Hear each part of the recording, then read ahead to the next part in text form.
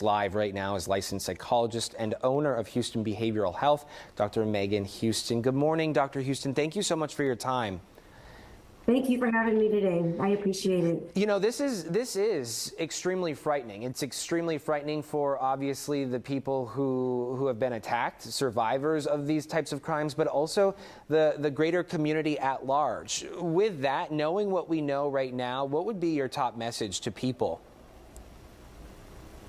Well, again, stay safe, stay aware.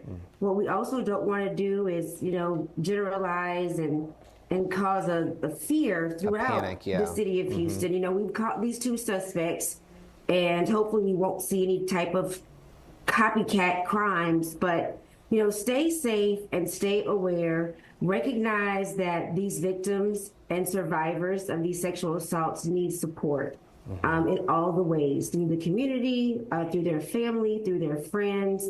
So really be cognizant of that piece and really helping to support the survivors would be my number one message. Yeah, not being complacent. I'm so glad you brought up awareness and being cognizant of your surroundings at all times. It's easy for us, right, to get into routine, or it's the holiday season, so many of us will be coming together with family and friends and going out to wine and dine or shop. We saw it over the weekend. A young couple attacked in Rice Village, excuse me.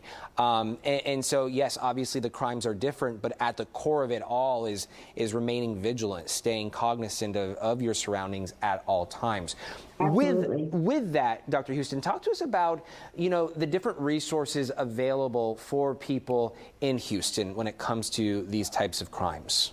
In the Houston area, there are several local organizations that provide support and services to sexual assault victims. So we have the Houston Area Women's Center, or HAWK. They offer a 24-hour hotline and crisis intervention and counseling services specifically for survivors of sexual assault. We also have the Montrose Center. They provide support for LGBTQIAP survivors, including counseling and advocacy services.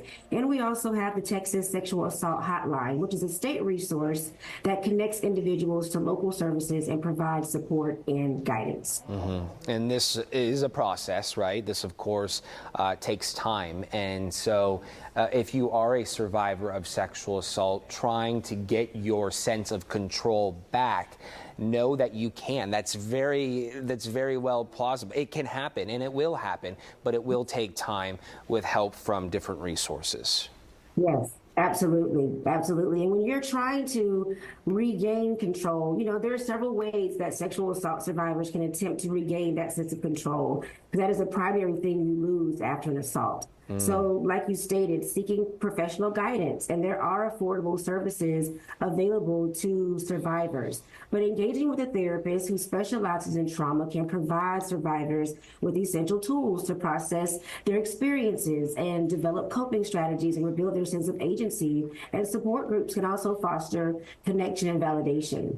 Yeah. Another way to regain control is to establish some personal safety measures. So developing a personal safety plan for what to do in a future situation that could potentially be unsafe really helps survivors to feel prepared and empowered, and even engaging in a self-defense class can enhance confidence and provide you with some practical skills for safety that will reinforce a sense of control in the environment.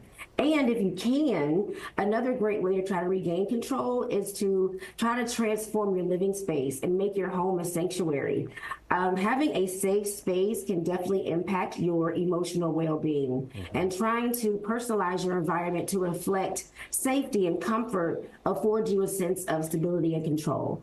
And, if the assault happened in your residence, unfortunately, and if you are able, relocation may need to happen. It might be an option for you. Because again, you need that sense of safety and control. Yeah, certainly not off the table there. The bottom line here is, though, there is a holistic health approach in order to get better and to be better.